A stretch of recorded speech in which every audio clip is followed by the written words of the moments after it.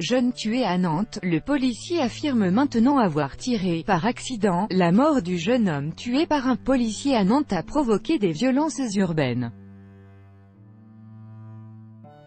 SEBASTIEN Salom Gomis, AFP. Le policier qui a tiré sur un jeune homme de 22 ans mardi 3 juillet à Nantes, provoquant sa mort, est revenu sur sa version des faits. Garde à vue depuis hier midi, le CRS auteur du coup de feu mortel a reconnu ce vendredi avoir fait une première déclaration qui n'était pas conforme à la vérité. Alors que la première version des policiers évoquait la légitime défense, il a affirmé aux enquêteurs de l'IGPN, la police des polices, avoir tiré, par accident. Dans cette nouvelle déclaration, il dit avoir tenté d'attraper l'individu par le bras alors que celui-ci était au volant, et que dans l'agitation, il a tiré avec son arme de service qui se trouvait dans son autre main.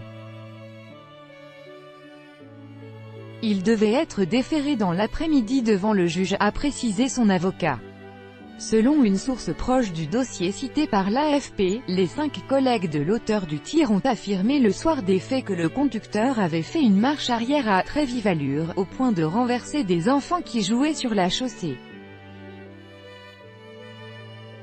Mais cette version a été contredite par divers témoignages et n'a pas été confirmée par le procureur de la République de Nantes lors de sa conférence de presse mercredi.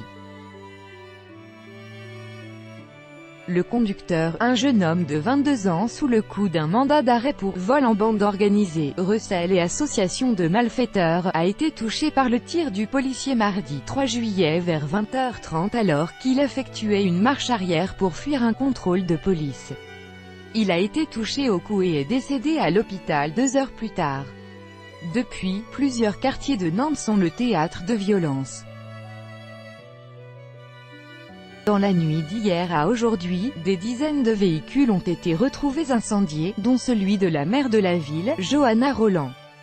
Plusieurs bâtiments publics ont également été détruits par les flammes.